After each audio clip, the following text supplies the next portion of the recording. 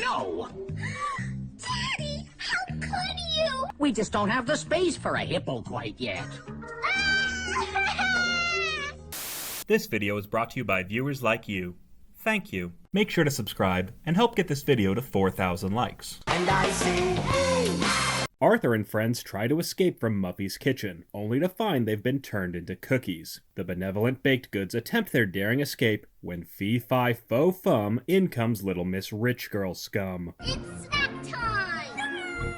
Muffy gleefully threatens to gobble up her friends one by one as the cookies flee for their lives. I baked you, now I'm gonna eat you. Wait, did Muffy turn her friends into cookies, or did she make cookie clones that gained sentience? We're not even 2 minutes in and already my brain is cooked. Mr. Reed is hyped for the annual Strawberry Festival. As Grandma Thora points out, her son has always been a fan of food-based holidays. Even DW is apparently a fan. Do I like strawberries? Yes, though you seem to prefer wearing them instead of eating them. The kids head to the sugar bowl when Muffy spots a giant mutant strawberry and runs home to evade the impending invasion. Turns out Muffy won the cooking contest at last year's festival, though everyone thinks she cheated because her dad was the judge. An accusation that could have been avoided if the festival hired more than one judge. Muffy is so despised, even the cameraman did her dirty. She only won because her father's the judge.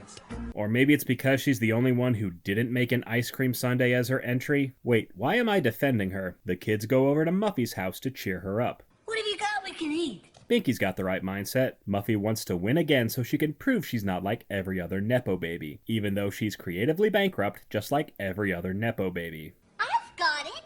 Strawberry meatloaf!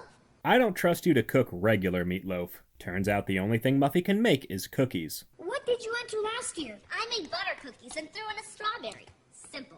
You only put one strawberry in the batter? Those must have been some bland-ass cookies. Now I know for sure you cheated. The kids say screw it and throw everything into the cookie batter. Banana!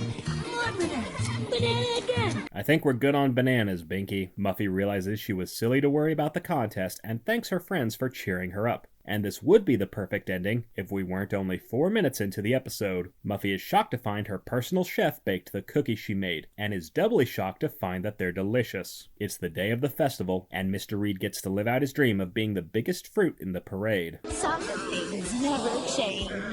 Arthur and Francine drop their jaws when Muffy's cookies win the contest. They drop their jaws further when they learn Muffy used their recipe and didn't give them any credit. Banana was my idea. Without me, there's no banana. We get it, Binky. You like bananas. You want a cookie? Speaking of which, the kids confront Muffy about her cookie con job, only to find the shitty chef is selling the cookies for profit. Cause who wouldn't want to buy a bag of cookies with this smug mug plastered all over the packaging? Muffy kicks everyone out of the photo shoot, so the kids wait patiently outside to beat the crap out of her. Muffy claims they're just jealous of her. Well, who bought the ingredients? Your chef? Who owns the oven? Your parents? Hell, you didn't even put the ingredients in the oven. Muffy tells her chef to start making more cookies, only to realize she doesn't remember the recipe. Muffy tries to recreate the cookies from scratch, instead of just checking the recipe that was included in the paper. And if you're thinking she might have thrown it away, keep in mind this was a front page story with a picture of her face. She probably keeps it in a frame above her bed so she can pray to it before she goes to sleep. Muffy wastes the afternoon making crappy cookies and scalding the roof of her mouth. Meanwhile, the kids meet at the treehouse, except for the brain, who's so angry that he refuses to appear in the rest of the episode. I wrote out the whole recipe. Now we can make our own cookies and drive that rat out of business. Knowing Muffy, she'd probably sue you for copyright infringement. Muffy goes crawling back to her friends for the recipe, while only offering a half-baked apology. I'm sorry you feel like I cheated you. Banana! Muffy gets the ingredients, but still refuses to give them any credit, while her friends resist the urge to push her off the ledge. Muffy says she needs the recipe to prove she's a winner, because she's incapable of being successful and decent at the same time. I had to prove to everyone I could win it again. But you couldn't. We did it together. But nobody knows that. Again, nothing's stopping you from pushing her off the ledge. Francine tells Muffy she has to choose between the cookies and their friendship. Guess which one she chooses. I thought she'd choose friendship. Why would you ever think that? The next day, Muffy tracks down her former friends and reveals she gave them credit after all. What the hell is banana juice? Muffy admits she had a change of heart after her father convinced her lying is wrong. And being a car salesman, he won't stand for any lying. Yeah, it's not like a businessman would ever steal someone else's idea and spin it into a multi-million-dollar brand. Muffy convinces the group to help her make a new recipe for next year, even though she'll probably screw them again. And we never see Muffy's personal chef again after this episode, because once Muffy's cookies started taking off, he probably tried to demand equal credit for baking the cookies and was promptly given the boot. Let's review. Muffy was desperate to win a cooking contest to prove she's not a cheater, which she definitely is. She failed to come up with her own recipe, but still managed to stumblefuck her way to first place. She took full credit for the prize-winning recipe, even though it didn't require any discipline to attain it. She saw what her friends had done and she took the next step. She stood on the shoulders of better chefs to make her cookies as fast as she could, and before she even knew what she had, she patented it, packaged it, and slapped it on a plastic lunchbox. She turned her back on her friends, but still had the gall to ask them for the recipe. And even when she finally apologized, she only gave her friends the bare minimum credit for inspiring a business that will likely make more money than any of them will ever earn in a lifetime. FU Muffy. And I say, hey! The episode opens with Francine breaking into Arthur's house to steal a pair of socks, which is apparently something kids did before smartphones. Who am I kidding? My nephews would do this now and live stream it on Instagram. Turns out this was all part of an elaborate game of truth or dare. Damn, slumber parties go harder than I thought. Muffy goes next and chooses truth, which seems like a wuss move considering Francine just committed 2 misdemeanors. Fern asks Muffy if she's ever told a lie, and the buck-toothed brat is somehow triggered by this softball question. Me? Tell a lie? Not once in my whole life. If you only knew how crosswires feel about lying. Muffy claims she's never told a lie in her whole life, and Francine immediately calls BS. She points out how Muffy has been a dirty liar mouth since the first day they met. Flashbacks ensue. Back in the 2nd grade, the kids run rampant in the classroom as even Binky joins in on the anarchy, even though he's supposed to be in the 3rd grade. At this point, we just need to treat the flashback episodes as their own separate continuity. Mr. Marco introduces the class to Muffy, who looks like an animatronic that escaped from Disneyland. Muffy then spends the next 6 hours explaining why her family is the inevitable future of late-stage capitalism. She's about to show the class a video of her birth when the teacher finally cuts her off. At recess, Francine invites Muffy to play kickball, as the prissy princess struggles to adapt to public school life. Because at my old school You're not at your old school, smarty pants. You're at plain old Lakewood Elementary. Boom. Roasted. Francine freaks out after learning she and Muffy have the same middle name. Your middle name is Alice? That's my middle name. No. How do you spell it? What do you mean, how do you spell it? There's only one way to spell Alice. The two become bonded for life as Francine turns her back on her other friends. Good riddance to her if you ask me. Muffy shows off her McMansion to Francine, and gives her a bracelet she apparently got from a cannibal in Antarctica. No, seriously, that's what she says in the episode. I got it from a cannibal in Antarctica. Good to know Arthur's canon includes Franklin's lost expedition. No, not that Franklin, though that would make for one hell of an episode. Francine tries to study for the upcoming math test, while Muffy decides to dick around. Muffy isn't worried about the test, as she claims to have taught math at her old school, even though she has no idea what subtraction is. You know, where you have one number that's bigger, and you do something to it and it gets smaller. Are you an idiot? She convinces Francine to ditch her homework in favor of doing wheelies on the front lawn. Okay, James, hit it. Muffy slowly wins over the rest of Francine's friends, as she gets the library to have a movie day. Francine again reminds her they have a big test coming up, and Muffy continues to blow her off. It's the day of the test, and Francine breezes through it with ease. Things go haywire when Mr. Marco calls Francine and Muffy to the front of the class. May I see the two of you up front? Ooh. Turns out both girls handed in identical tests, which means one of them is a big fat cheater. Gee, I wonder who. Muffy instinctively plays the victim as Francine realizes her new best friend is a two-faced bitch. Instead of making both girls retake the test, Mr. Marco sides with Muffy, even though he's known her for less than a week. Francine is given detention for a whole week, while the lackadaisical liar is let off scot-free. The rest of the kids are shocked by Francine's apparent fraudulence, while Arthur points out she won't be able to play in their softball game against Mighty Mountain. Arthur says they don't have a chance without Francine, and Muffy can't resist the urge to steal her thunder. Again, she claims to be the best softball player in the world and makes herself part of the team. Just then, Francine passes by, and Muffy experiences guilt for the first time in her life. She tries to apologize to Francine, who promptly tells her to fuck off. It's the day of the softball game, and Francine watches helplessly from detention. The kids are down 12-0 as the team foolishly puts all their faith in Muffy. The game goes from bad to worse as Muffy makes a complete fool out of herself. The pitiful pigtailed pariah decides to cut her losses and bails Francine out of detention. I just told Mr. Marco the truth about who cheated, and I'm being punished for 2 whole weeks, which is totally unfair. Fight me.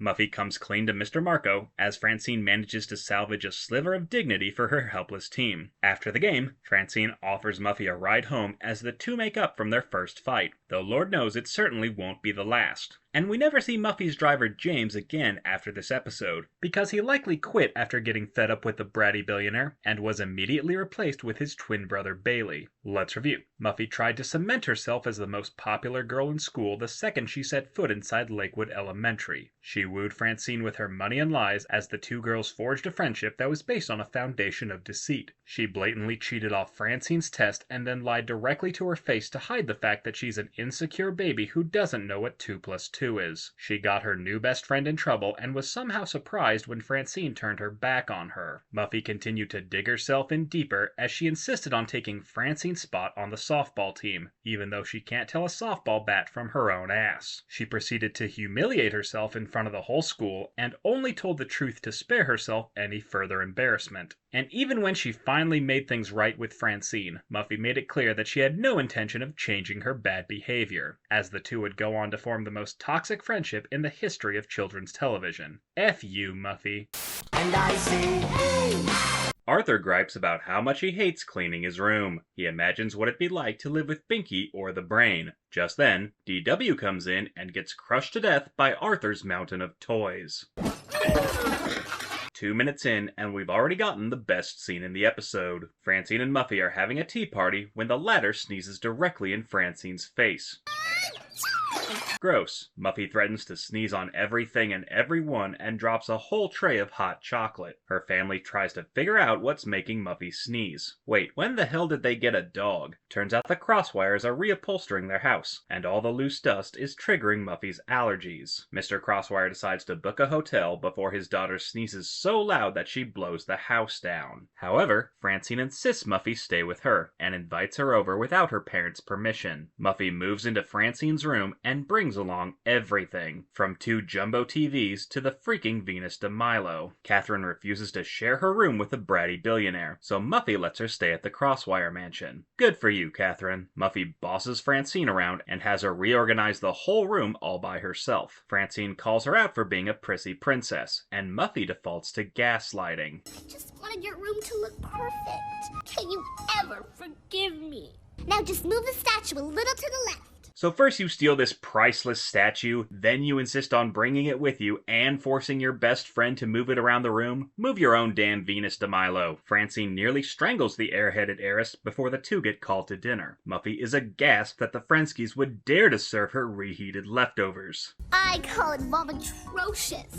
Fine, eat crap then. Muffy next whines how Francine's TV is a piece of junk. You only get 3 channels. Then watch your own damn TV. Hell, you brought 2 of them. Muffy drives Francine crazy with her endless complaints, until her dad uses ice cream to put a bandage on this festering time bomb. Muffy is somehow confused why Mr. Frensky makes less money than her dad. Mr. Frensky explains how money can't buy you happiness, but it can certainly buy a lot of other important stuff. What would I do with money? Buy a nicer car, get better health insurance, pay your daughter's college tuition, save enough so you can retire before you're 80, and move into an actual house that's far away from Muffy. The next morning, Muffy ditches Francine to take her limo to school, even though she only lives 2 blocks from the building. Muffy's tirade continues as she shorts out the power in the building after trying to cram a whole salon into the bathroom. Muffy is so lazy that she calls her butler to have him tell her what's playing on TV. And now the little girl jumps on the pony's back, and now the pony has begun to fly. You know what? I would actually pay good money to hear Bailey narrate every episode of My Little Pony. The final straw comes when Muffy plays her music so loud that it causes the entire apartment complex to shake. Francine tells her to cut the crap, and Muffy complains how she doesn't get to do anything she wants. Francine tells her that if she doesn't like it, she can leave. If you don't like it, why don't you just go home? I'm getting pretty tired of being poor anyway. Fuck you! Muffy makes a big show of leaving and tries to play Little Miss Woe Is Me. I just want to tell you I'm leaving. And if I die sneezing, I hope you're happy. I know I'll be happy. Mr. Frensky tries to make peace until Francine tells the snarky sneeze wipe to get the fuck out of her house. Francine refuses to apologize to Muffy because she has nothing to apologize for. Her dad comes to Muffy's defense, claiming they should try to see the good in people, even when it's not there. But maybe Muffy's just not used to living in a house with different rules. Where have you been staying since Muffy moved in? The next day, Muffy returns to apologize and asks if she can move back in with Francine. I even started to miss leftovers. The hotel wouldn't make them for me. Wait, so you didn't even go back to your own house? What the hell? The two make up as Muffy agrees to walk to school, only to have her limo follow behind her while she gripes and moans with every step. Are we there yet? How much farther? I think I have a blister. Let's review. Francine foolishly agreed to let Muffy stay with her, in lieu of letting her best friend sneeze herself to death. Muffy immediately sunk her claws into the Frensky abode and badgered Francine into waiting on her hand and foot. She complained about every minor inconvenience and made Francine's home an absolute hell. She continued to push Francine past her breaking point until she kicked Muffy out on her ass. And even when Muffy finally apologized, she refused to stop complaining and threatened to drive Francine mad. God help her when these two inevitably get an apartment together in their 20s. F you, Muffy. And I say, hey! It's lunchtime at Lakewood Elementary. The kids are having a themed meal in honor of Cinco de Mayo, or, as it's known in America, Taco Tuesday. Sue Ellen forgoes the Mexican meat in favor of the vegetarian option. Wait, these kids go to a public school that has freshly cooked vegetarian meals? At my school, the only vegetarian meal in the cafeteria consisted of a half-frozen Uncrustable, a cheese stick, and apples that tasted like plastic. Sue Ellen tells her friend she's giving up meat to be a full-time vegetarian. And based on their reactions, you would think she just said she eats babies. Though I can think of one baby worth adding to the menu. Muffy says she's also a vegetarian now because some white girl on Instagram said it's like totally cool, you know? Francine calls her a poser and points to the steak on her plate. So they've got veggies and steak? Where was all this gourmet crap when I went to public school? Sue Ellen warns Muffy that being a vegetarian is a full-time commitment which can't be taken lightly. Francine boasts she doesn't think Muffy could go a whole day without meat. She successfully gives Muffy a raging spite boner, as the trust fund toddler swears off meat for good. That afternoon, Muffy and Sue Ellen go to the mall to celebrate going 4 hours without meat, which is kind of like going to a bar to celebrate 4 hours of not drinking. Muffy drags Sue Ellen to the knockoff KFC, only to be utterly shocked that they don't have any vegetarian options. Chicken isn't vegan? Muffy tries to get a vegetarian meal from the cashier, who is clearly done with everything and everyone, and is now my new favorite character.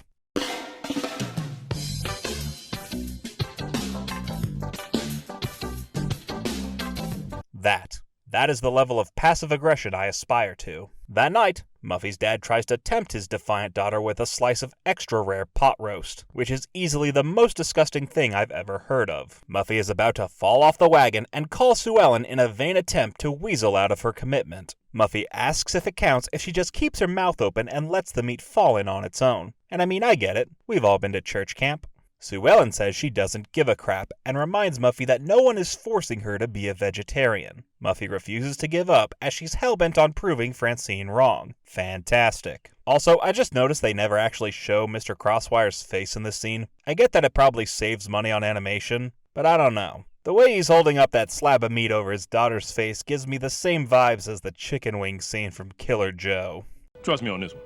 You don't want to know. The next day, Muffy proudly throws in the towel after learning her celebrity role model is no longer a vegetarian. Francine breathlessly berates her best friend for resting on her laurels. Muffy pulls a reverse Uno and dares Francine to put her mushrooms where her mouth is. Francine blindly agrees to give up meat purely out of spite. Deja vu. That afternoon, Francine and Sue Ellen are chowing down on some bland-ass frozen yogurt, when Muffy struts in to throw off their game. She tries to sabotage Francine with a double bacon burger cock tease. Francine damn near gives in as she hallucinates the burger coming to life, which is meant to look appetizing, but instead comes off as pure nightmare fuel. Hi, Francine.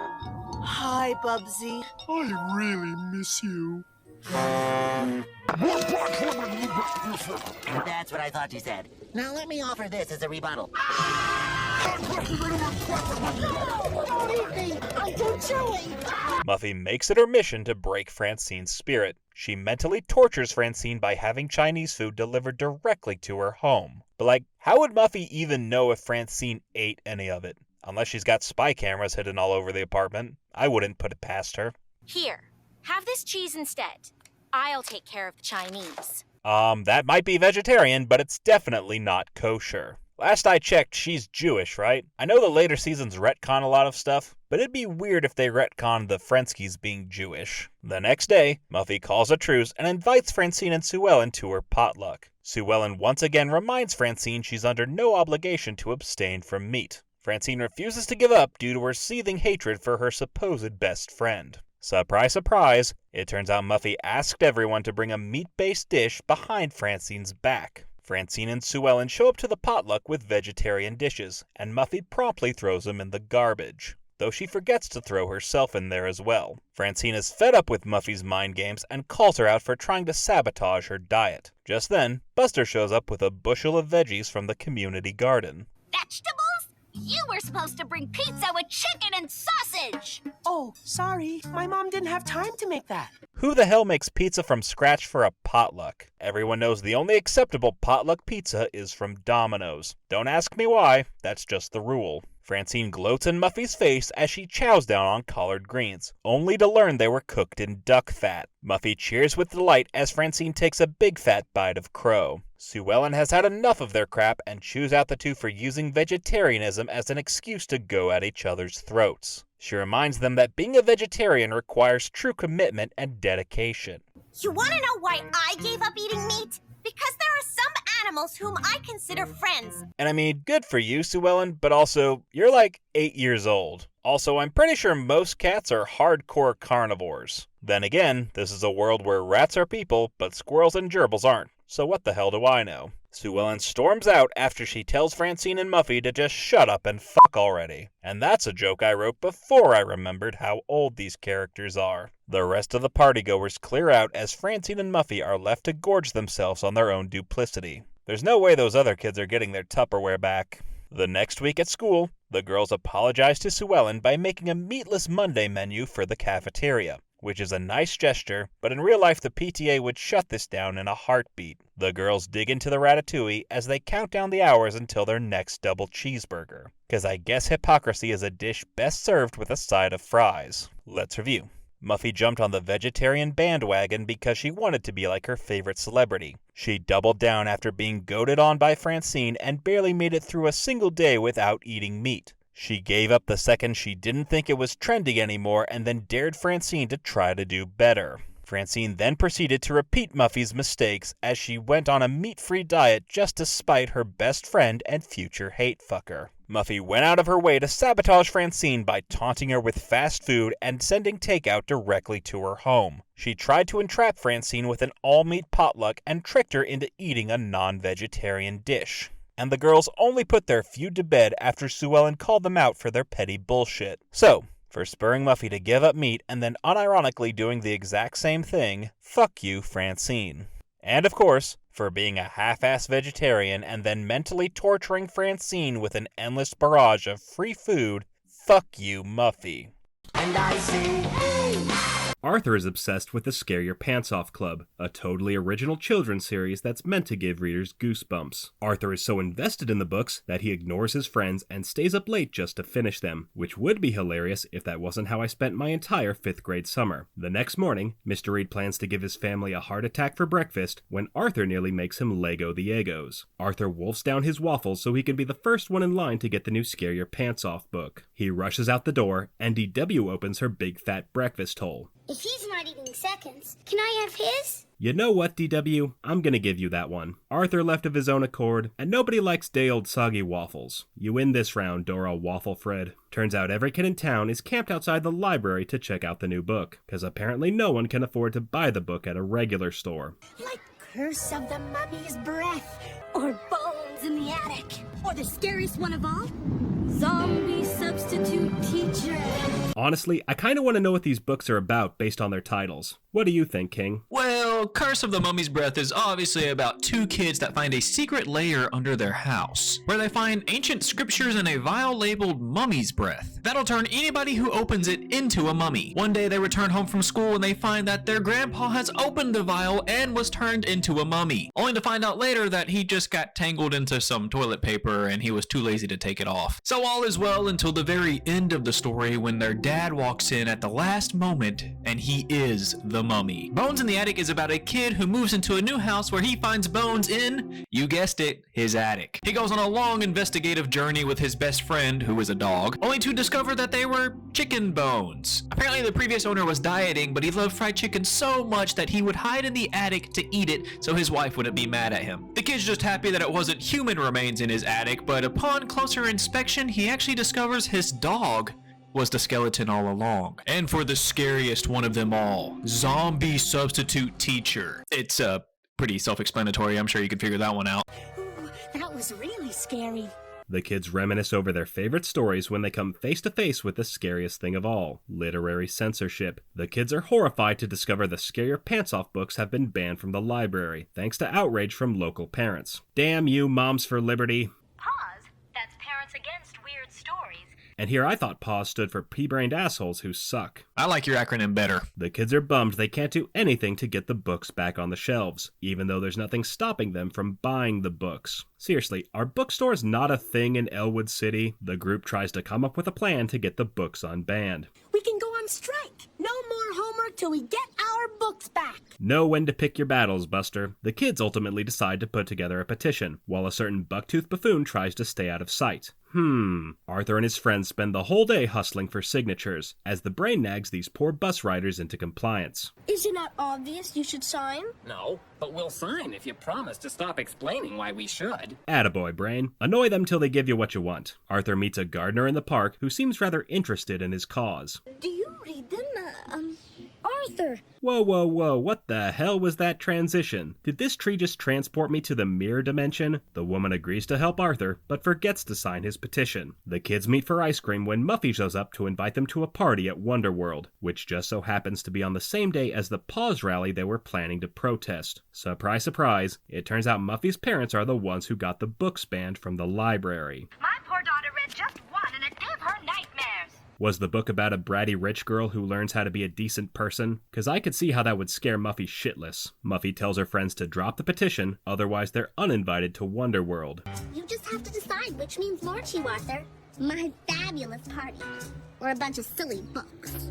Yeah, that's a real Sophie's choice you've given them. Arthur is worried his friends will ditch him to go to Muffy's party. He goes to his parents for advice, while Mr. Reed gets ready to fulfill Ratburn's circus fantasy. Mr. Crosswire leads a rally outside the library, where he openly admits he's never actually read any of the books he got banned. I am proud to say I wouldn't read those books if you paid me. I find that hard to believe. Arthur is somehow surprised that the people in charge don't actually care about the children they claim to protect. Just then, the woman from the park shows up, and in a shocking twist, turns out to be Mr. Crosswire's grade school teacher. In a shocking double twist, she reveals she also writes the Scare Your Pants Off Club books under the pen name E.A. DePoe, cause I guess Are You Kidding was already taken. Also, how is this a surprise reveal? Have these kids never seen a picture of the person who writes their favorite books? Muffy goes total fangirl and reveals she's read every single Scare Your Pants Off book. Way to tell on yourself. She's such a devout fan, she even carries around a dozen copies of the same book. Unless these are all meant to be different books, in which case, why do all these books have the same cover? Could you only afford Tim Jacobus for one book? Though it is cool they got the Home Alone kid to pose for the cover. Turns out Muffy lied about getting nightmares from the books to hide the fact that she stole her dad's ice cream. I think I'm beginning to understand who ate my quart of Hasenpfeffer ice cream. You know it gives you nightmares, Muffy. How could you? Wait, where the hell did all her books go? Miss DePoe convinces Mr. Crosswire to disband PAWS and return the books to the library, after she gathers everyone inside to read a whole-ass book. And we never see Muffy's buck teeth again after this episode, because they probably got knocked out after her friends bum-rushed her for threatening to take the fun out of reading forever. Let's review. Muffy was single-handedly responsible for getting her friend's favorite books banned from the library. She convinced her parents to start an advocacy group based on faulty principles and predatory censorship. When her friends started a petition to get the books back, Muffy tried to bribe them with a party for the sole purpose of disrupting their protest. It took an intervention from every kid in town and the author herself to get the books back back on the shelves. And in the end, it turned out Muffy made up the whole thing so she wouldn't get in trouble for picking out on her parents' private ice cream stash. Cause I guess throwing your friends under the bus and creating fake moral outrage is worth it to hide a secret midnight snack. King, do you want to do the honors? With pleasure. FU Muffy. And I say, hey! It's lunchtime at Lakewood Elementary, and someone has swapped out the brain spaghetti for worms. They aren't real brain, they're jelly worms. Still, you don't mess with another man's lunch like that. Meanwhile, Arthur gets assaulted by a toy spider, while Binky finds human remains in his football helmet. Turns out all the boys were pranked by the same person, who instructs them all to meet at the library after school. Cause why wouldn't you follow instructions from someone who's clowning you? Francine is skeptical of the boys' suspicions, until she gets strangled by a tentacle monster. Too bad the episode doesn't end right there. Surprise, surprise. It turns out the whole thing was a prank set up by Muffy to get back at the boys for the prank they pulled on her on April Fool's Day. She sounds like a motorboat. Leave it to Muffy to still be bitter about a lame prank she fell for over 6 months ago. Muffy says she has more scares in store for the boys, and invites them to a Halloween party at the local haunted house. The boys are reluctant to come until they find out the author of the Scare Your Pants Off Club books, E.A. DePoe, will be there for a live reading. She was Daddy's favorite teacher, and he likes her books as much as we do. Was that before or after he tried to get the books banned from the library? The girls tell them to show up, otherwise they'll tease them for being chicken for the rest of their lives. The older I get, the more I think that there's nothing scarier than girls. Sounds like Buster's been reading too many subreddits again. The boys decide they need to scare the girls at the party before they can scare them. The brain suggests they take a page out of Edgar Allan Poe's book and bury the girls under the floorboards. Buster thinks they should go with War of the Worlds, while Binky insists on reenacting the legend of Sleepy Hollow, though personally I prefer the Pit and the Pendulum. What a beautiful lawn! Just then, Arthur comes up with the perfect plan. He whispers it to the group, even though nobody else is listening, because I guess it's more dramatic that way. They head back to Arthur's house, where they dress up Binky like a lobster pumpkin cowboy. Huh. Points for creativity, I guess. Meanwhile, the girls plan to scare the boys with a spooky tape and glow-in-the-dark balloons. Just then, the lights turn off and on all by themselves, but I'm sure that's nothing to worry about. It's Halloween and everyone shows up to the party in a spooky costume, except for this one girl dressed like Ace Frehley, who I'm pretty sure spiked the punch bowl. Muffy introduces E.A. DePoe, who apparently has no hard feelings against the Crosswires for trying to cancel her. The boys plan to set up their prank in the library when they realize they haven't seen Binky all night. Just then, Arthur stumbles into Binky, who weirdly isn't saying anything. Arthur tells him to get his ass upstairs while he lures the girls into the library. He's gonna walk right into our prank. It's too perfect. Francine, why do you even care? It's not like the boys pranked you. The kids head into the library when the girls realize all their stuff is missing. Arthur gives Binky the signal, and the petrifying Pumpkinhead proceeds to scare the girls' pants off. The two yell at Arthur for scaring them, like the hypocrites they are, though Francine is more upset Arthur ruined their prank. Arthur tells the guys to come out, only to find they were in the next room the whole time. Turns out someone moved Muffy's balloons and tape player as well, and Arthur demands Binky explain what's going on. Surprise, surprise, it turns out Binky was downstairs the whole time. But if that's Binky, then who the hell is this?